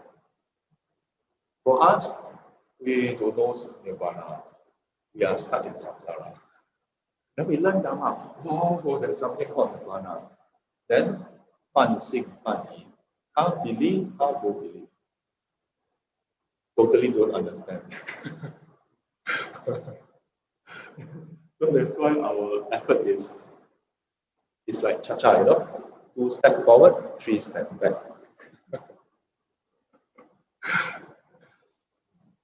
So this second stage, in the Mahayana teachings, it states Shravaka, Pachika, Buddha don't transcend.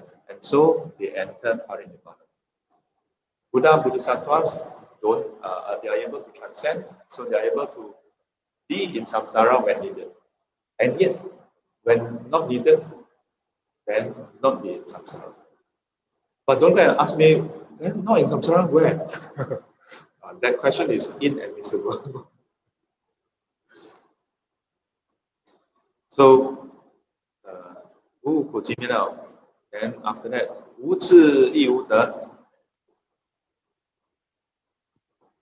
This is the last section. 无智亦无得. So no wisdom and no attainment. So just now, stage 2 is about the path, the different path, basically the Dhamma, the path, and here is about the fruits, all the different fruits.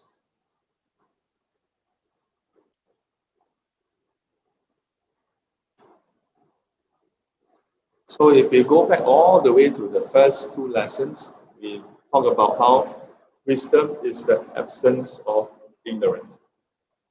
They are polar opposites. And earlier on, I actually gave you a clue already. If samsara and nirvana are not the same, the important thing is they are not separate, but they are not the same. Okay? Not the same, not separate. 不依不异. I'm quite a naughty monk, you know. In US, my teacher oftentimes either talk 缘起有自性空, dependent arising, empty. And sometimes they will say, we, not one, not different. So some other senior monks also, sometimes when we chit chat, we discuss about Dharma. Then suddenly one of the monks will say, "Aiyah, talk so much." It's not the same, it's not different. So one day I keep hearing this same senior monk keep saying it. I don't say which one. not the usual senior monk, another one. So one day I asked him, so what do you mean by pui? Then he started. Cannot explain. Yeah.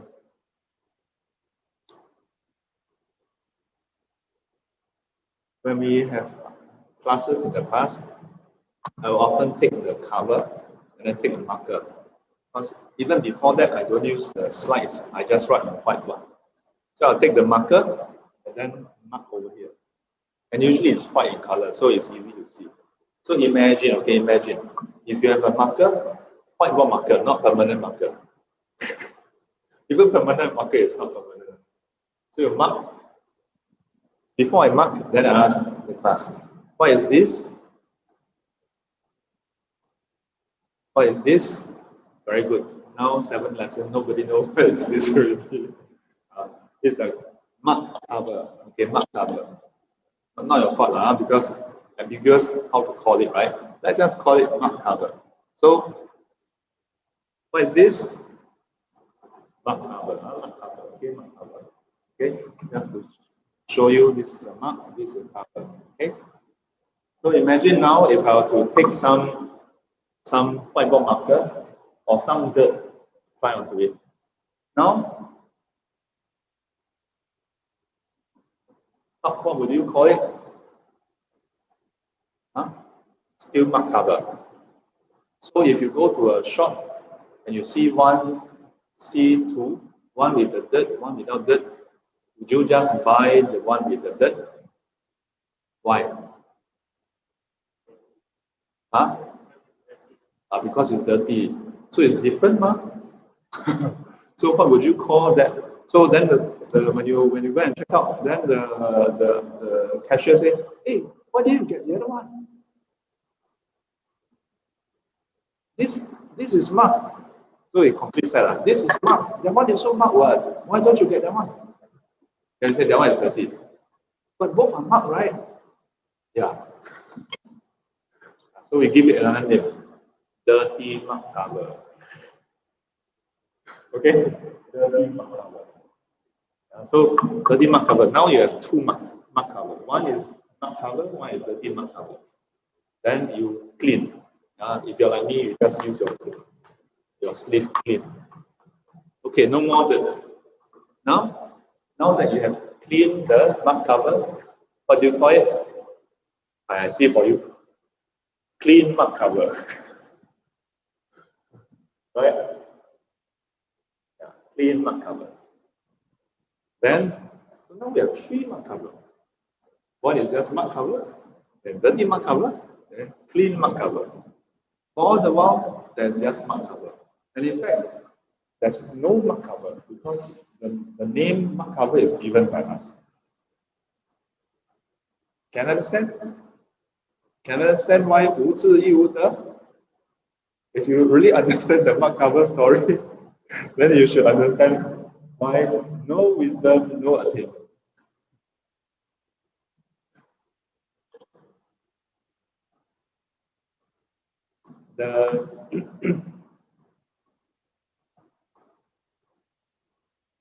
The dirt represents our defilements and suffering.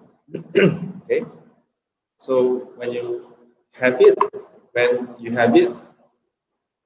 then it's called dirty mark cover. Dirty mark cover is a term for unenlightened sentient beings. When you manage to clean it up, become clean mark cover. Clean mark cover is a name for Arahant. Let's say Arahant. So, and the state of being clean is enlightened. The state of having dirt is default. Simple. So, but in fact,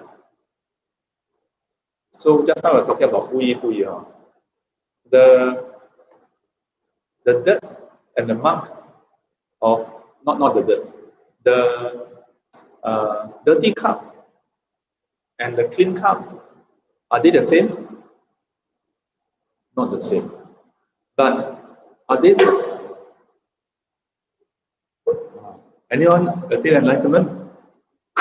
In ancient China, oh, then people get attain enlightenment. You all hear the oh? Oh, now another problem. This one is the battery running low. Where's my mouse? Where is my mouse? Here. Close.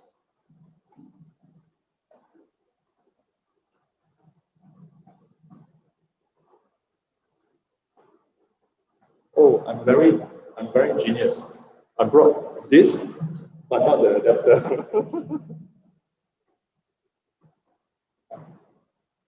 Did I bring it? Yeah, I really didn't bring it. So today we will make sure that we end on time.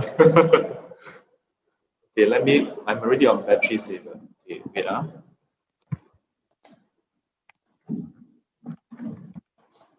Huh? You found an adapter?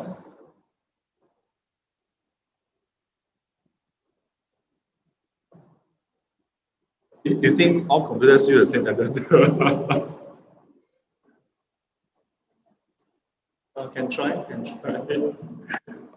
Then later you see.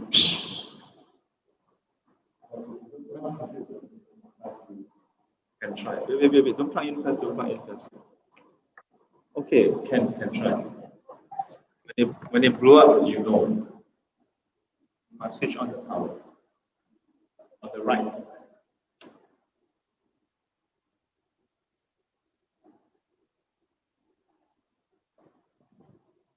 Oh yeah, it is charging. Well done. Oh, good, huh? Next time you have volunteers, find this kind of volunteer. Even when I want to end the class, you also cannot.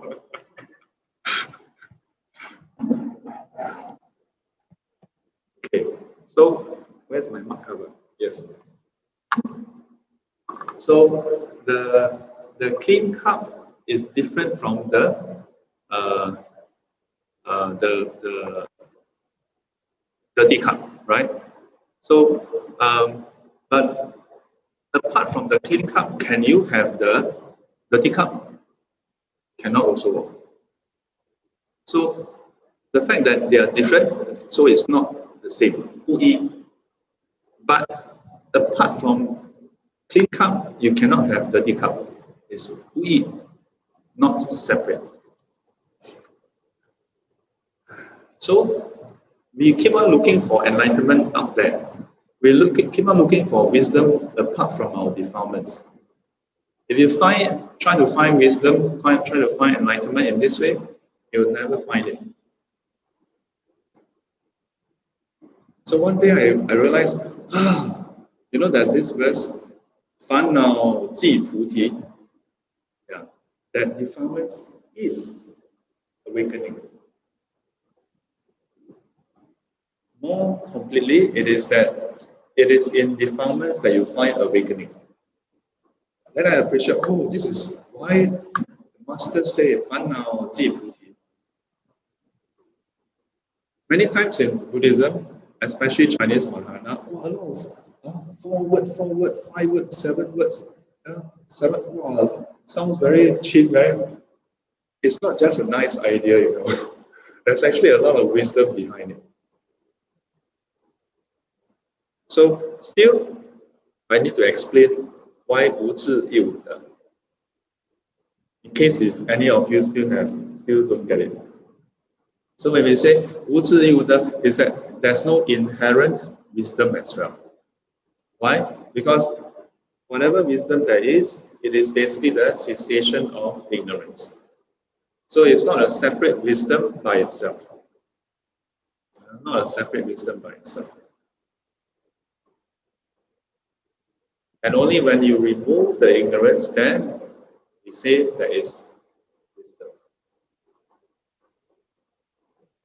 Similarly, for whatever attainments there may be, the attainments, the so-called Sotapanna, Sakadagami, Anagami, Arahanthood, is basically none other than the removal of the various factors at each stages.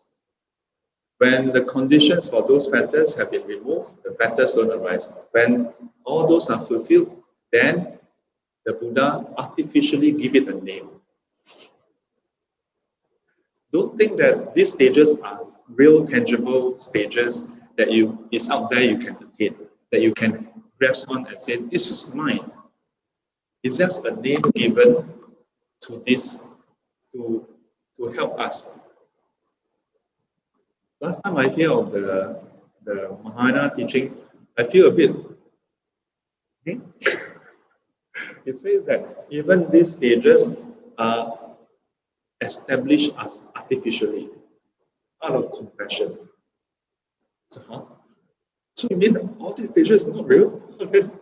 Yeah, if you talk to me some 15 years back, 16 years, even when I initially come back, I still have a lot of questions. Now I have lesser, still have, but lesser. Now I can accept that these stages are artificially defined. Artificially defined. And most importantly, not inherently existing. If it is inherently existing, then you either have it or you don't have it. Inherent means you cannot have caused it to arise, cause it to happen through conditions. So you either have it or don't have it. Then you cannot cultivate to remove. But because wisdom and all the attainments is basically by removing the counterpart. So then there's a chance for us. Here, Buddhas transcend. Bodhisattvas, up to this point, have not transcended. So they still see it as that's real wisdom. Of course, the way they look at it is beyond my understanding.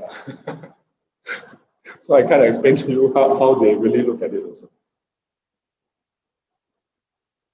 And at this point, I want to bring in what I covered the other day of my teacher's teaching on the Diamond Sutra.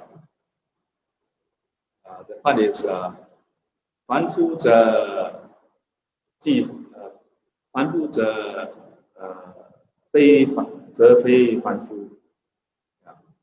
So my teacher was explaining the part of Diamond Sutra where he talked about whether it's possible to see the Buddha in terms of the 32 marks of a great man. And then it says that unenlightened beings will grasp onto the features. Yeah, only unenlightened beings will see it this way.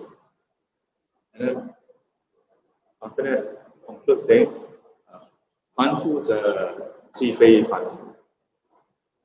Then just give a lot of explanation.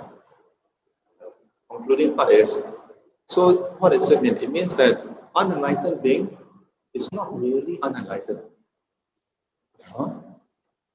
Say, if you are truly unenlightened, then you cannot change. That means it's inherently unenlightened. If you are inherently unenlightened,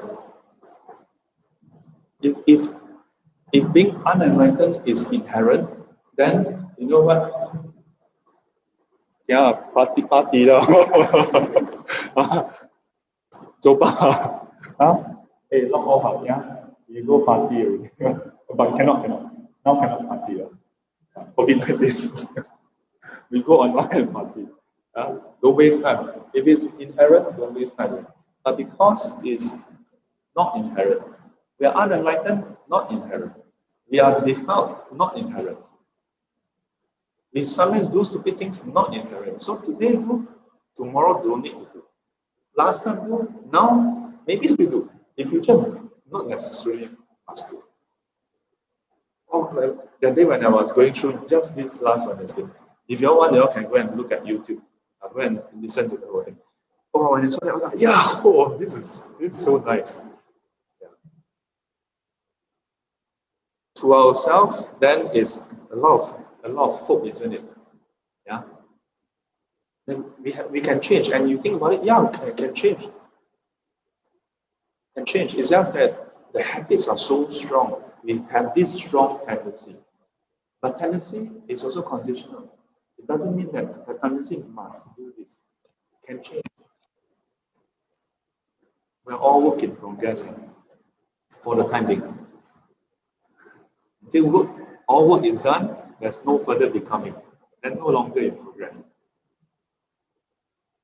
If you reflect on yourself in this way, that this existence is dependent on conditions, it's empty in nature, then you can have more motivation to change yourself, to improve yourself. If you reflect on this, on others, then you may be more forgiving, more understanding. To give people more chance to try. It's okay, try.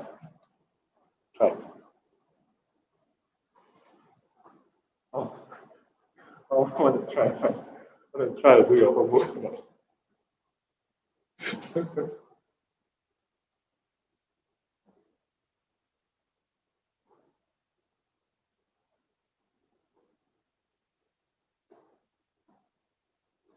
You're very lucky, no? I never give you all 20-year homework. My teacher, I think that was that was the second homework or rather, can you say that as homework? That's the second thing he told me personally. The first thing was, before I ordained, he told me that I can do contemplation on no self. And then when I went back to Singapore and I told my sister and my mom, two of them laughed. And I think they were laughing because, Sifu know you, your ego very good. But later, as I learned more, then I'm like, no, actually, maybe it's still my ego very good. I think to myself, oh, so Sifu think that the other grosser deformance I'm okay already. I just have to look thoroughly on the no self. But the key part is the 20-year homework. My teacher said, learn Mahayana Sangraha for 10 years, then learn another 10 years. Altogether 20 years. But then I think you can go back. 可以回到新加坡放大光明. Then you can teach for another 10 years. When you're teaching, you're also learning. So 10 years, 20 years, plus 10 years, 30 years. Then you should be okay.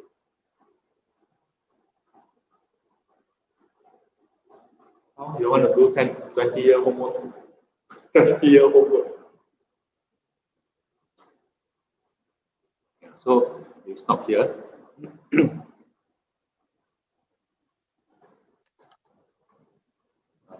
No homework for today. Don't give your homework. You all don't do homework. Don't give your homework. Any questions? Online students, any questions? In person, yes, Marcel. Speak louder.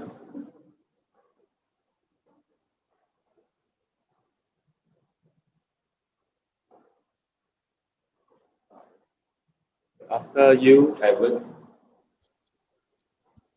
Or Edward or Edison. Okay, so if the fourth enlightened truth leads to the third enlightened truth, isn't it more logical to swap them, the order? Or is the order not of importance? Isn't it more logical to what? To swap the fourth enlightened truth to become the third enlightened truth. So the path first will lead to the cessation instead of putting the cessation in the third. Okay, very good question. So his question is 1, 2, 3, 4, right? So since number 4 lead to number 3, shouldn't it be 4 then 3?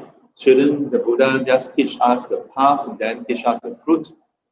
Very good question. Thank you for your feedback. Your feedback is important to us. Our customer representatives are currently busy. We will forward this to the Buddha. You can take it to the Buddha. This is said by Buddha, not by me. Yes, the order is different. And I had some discussion with some other Dhamma brothers. And our take is, it's most interesting, isn't it? Yeah. That the Buddha's approach actually appeals to modern people to show us the outcome first.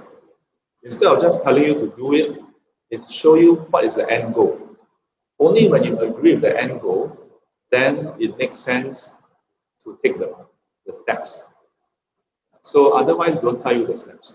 If you don't even agree that you have suffering, don't have to tell you what is your cause. Only when you agree you are suffering, then it will tell you what is causing it. How did it come about? But if you don't agree with this, then don't tell you that there's an end. Because the end is about ending this.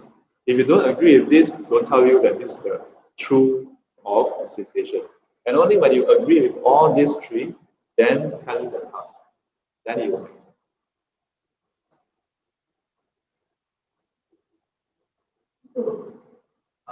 Where? Yes. Yeah, I know. I just want to finish this. Yeah, I saw that. Is it Alison or Evan who has a question?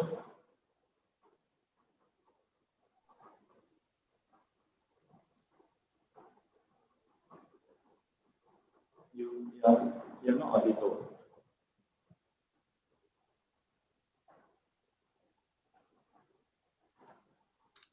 Now? Yes. Yes. I would like to ask for the 12 links.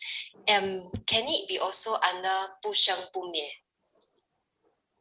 Because it's talking about arising and cessation. Can it be under 不生不灭 also? Yeah, or why it's under 不垢不净 and not 不生不灭? Because the focus on the 12 links is about the arising of suffering and the cessation of suffering. Of course, if you look at the 12 links, there is the 生灭 in between also, right? But it's about the focus. Okay. It's about the focus. Okay. The emphasis here, if you look at it, it covers the two sets. Yeah? It covers the two sets, which is the arising of suffering, cessation of suffering. It's just like when we look at a recipe, it talks about all the ingredients, right? But if you follow the recipe, it's not just about the ingredients. There's a sequence also. And at each sequence, the focus is only on some ingredients. It doesn't mean that the other ingredients don't then just disappear. But it just means that first stage, you just focus on this. Second stage, you focus on that. Okay, then I would also like to ask for the 10 fetters. 10 so fetters. yeah, at each part, so at Sotapanna, the 3 lower fetters are removed, and then at Arahant, the 5 higher fetters. So are they removed together or at the same time? Are they removed all at the same time? So all 3 together, then all 5 together. So from what I know, the Sotapanna removes Sakkayaditthi first and foremost. And because Sakkayaditthi is removed, he sees clearly that what the Buddha taught, and what is Sakkayaditthi? The identity view, the wrong view that there is actually a self. Okay? So when the person see clearly that that view is wrong, that actually it's just a view and a wrong one at that, then the person see clearly that the Buddha was right. It's not just a nice idea.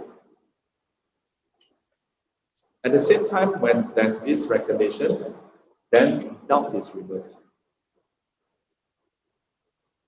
And just as when you look at the Pali Canon, I remember there's a sutta where the Buddha reflected on how he attained enlightenment. So then he reflected on the path. I would say the third one, which is clinging on to the wrong practices, is similar to this. That when he attained enlightenment, then he had faith in the Buddha, Dhamma, and the Sangha. And in turn, when he reflects on how the way he attained enlightenment was through none other than the Noble Eightfold Path up to this point. That in each of these factors of the Eightfold Path contributed to the process. And then he sees clearly that other practices are inconsequential, are not effective in contributing to this process. And in so doing, then the grasping onto the wrong practices. So in this case, the Sotapanna, we can say that firstly, sakkayaditthi is removed. Then doubt, then the third one, wrong grasping. But I think you may find some texts that say they're all removed together. From what I know, it should be first and foremost sakkayaditthi. Okay. Yeah. For arahants, again, some spontaneously all are. But if you look at the sutta talking about the anagami taking rebirth in the pure abbot, then there are 5 different stages of the pure abbot. Yeah. And so then the Buddha talked about how there are those who attain enlightenment before landing, then upon landing and so on, and remove the various ones. So this indicates that it is not a consistent thing. Yeah. It's not consistent that it must be all together. It's not consistent that it must be separately also. There are those with 5 faculties, one time, everything. Okay. Okay, thank you. Which one you want to remove first? No. And then the last question is, practically speaking, should we aim for jhana or for sotapanna as like the first milestone? So before I answer your question, I want to ask you back the question. Why do you have this question of are they in sequence or together? The second question? Yeah. No, the previous one that I just answered. Oh, about the factors, right? Yes.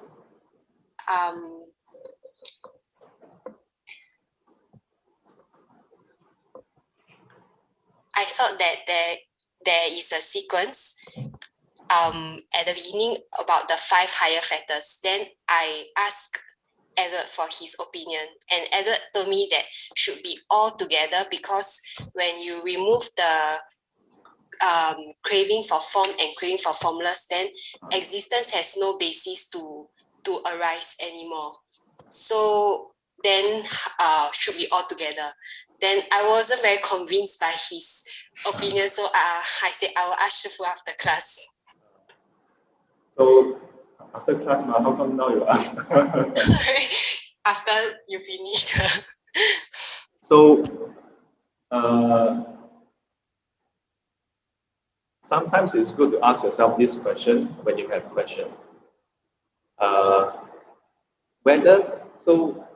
This is a good question as an example. Either it's in sequence or not, right? So that if you have a question whether it's in sequence or not, then you ask yourself, what if it's in sequence? What if it's not?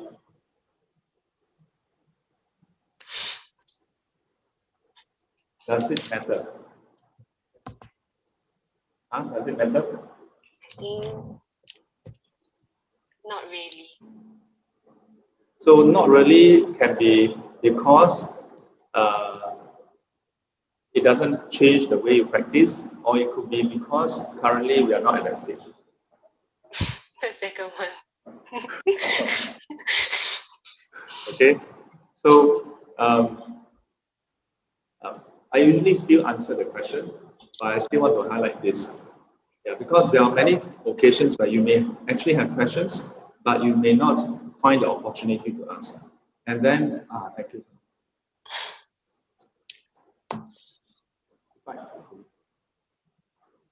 Yeah. So instead of waiting until you find Shifu or some way to ask, check your question also, whether they are consequential. Yeah. Because like, for example, there are some interesting points about Buddhism, such as, oh, how long will the Buddha Dhamma last? When will Maitreya Buddha come? Will there ever be any sentient beings left? And so on and so forth. Will we retrograde? That means, will we degenerate? After attaining enlightenment, will we? No. Yeah, such questions. If you ask in I think, not to be presumptuous, but I think, if you ask in many classes, some classes you may get dismissed. Like, don't ask this kind of question, a waste of time, right? But I always like to ask people, instead of thinking in that way, or insisting that I must have an answer, ask yourself, so what? Either way, so what? Because just on the question, when will Maitreya Buddha come? If you search online, when will Maitreya Buddha arise? I tell you, if all these people go and find a solution for cancer, we may have found cancer solution. But this, and how I know? Because last time I'm one of them. But sometimes I'm like, let's say it's 5,000 years, let's say it's 10,000 years. But either way, if we are not enlightened, we are not enlightened. We are still suffering. Either way, when the Maitreya Buddha comes, he will still teach Four Noble Truths, Eightfold Path. That's more important. So now must learn and have a strong imprint. But that question itself, actually, there can be implication. In some of the teachings, the sequence is important, and whether they are removed separately or together. In some cases. But in some cases, we may not know as well, right? Let's say you don't know. Then you have to ask yourself the further question, is it affecting me at this moment? So if you, let's say, if you are close to removing the identity view, yeah, then you have this question, hey, so how about that? Then we can discuss further. Or let's say you remove the 5 lower factors already, your anamami already. Then now you're wondering, hey, should I work on the craving or formless or feeling for the formless first? Then we can discuss it. But as I have answered as well, nonetheless, it is as I shared. Okay? Further questions, post it into the Telegram chat. Okay? 愿消三障诸烦恼，愿得智慧真明了，不愿罪障悉消除，世世常行菩萨道。阿弥陀佛，起立。